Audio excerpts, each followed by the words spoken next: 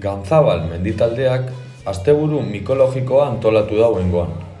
Zapatu goizean, herritarrakaz batera joan ziren perretxikoak batxean, eta domekan barriz erakusketea egin eben lemoan. Erakusketan, dozenaka espezie desberdin egon dira ikusgai. Gerturatu direnak perretxikoen mundu zabala ezetuteko aukera izan dabe.